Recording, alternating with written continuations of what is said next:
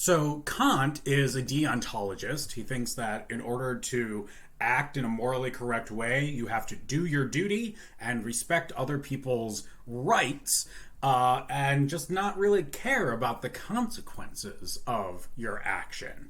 So he gives one flavor of deontology by giving us a theory of just what sort of duties and rights people have. Now, in the reading that I gave you, he gives this account of what sort of duties that folks have by saying, look, you have a duty to always treat others as ends in themselves and not merely as means. So each of us has a duty to treat other people that way.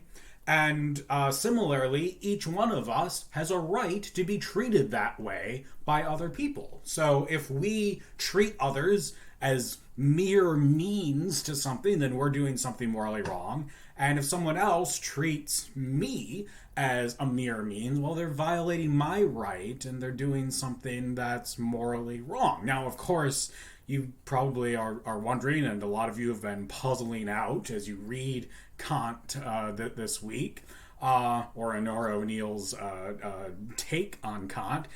You've been wondering, just what the heck does it mean to treat others as ends in themselves and not merely as means? So what Kant means here by using someone merely as a means is to involve someone in a scheme of action to which they could not possibly consent. And what he means here is to involve someone in some action in which would be like logically incoherent for them to even take part in.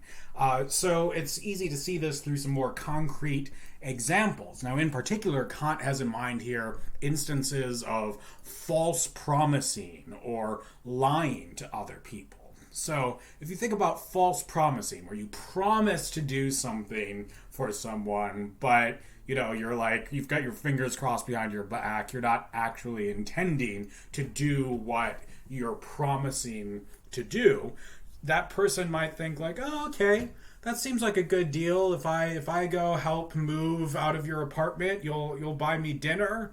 Okay, yeah, I'll do that. And now, if you're at the very same time thinking, like, yeah, I'm never fucking buying this dude dinner. Yeah, I'm just going to like use you to move my apartment, and I'm never going to fulfill this promise that I've made to you.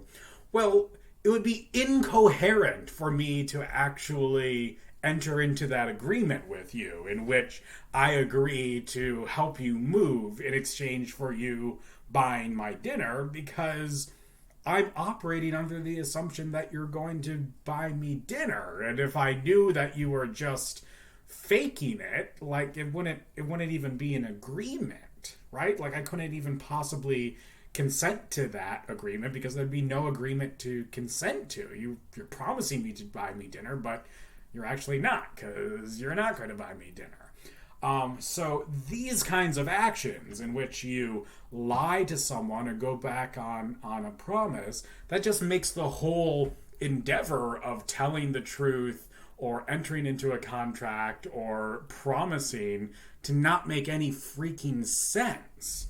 So that's what it means for Kant to use someone merely as a means, to just use them as a tool to get what you want, but at that same time to involve them in such a way that you just disrespect their ability to engage in this action of promising or an agreement that you're trying to get into.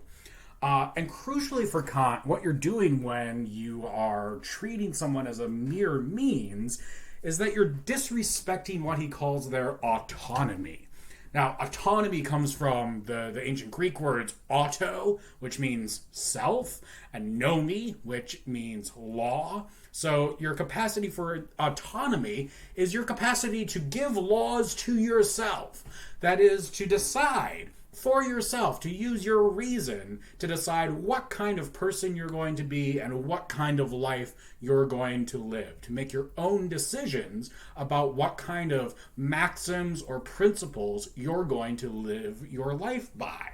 And if people are constantly lying to you and gaslighting you and making promises to you that they don't intend to keep, well, you just can't do that, right? You cannot reason when you're getting false information and people are not dealing with you in good faith. They're promising they're going to do things that they never intend to actually carry out.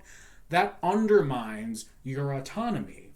And when Kant says we need to treat people as ends in themselves, he means, look, we have to value people for having this autonomy, for having this really unique human ability to decide for ourselves what kind of life we're going to lead. And if you mess up someone's autonomy by lying to them or gaslighting them, then you're really not valuing this capacity that they have for autonomy. And that is just really seriously morally wrong.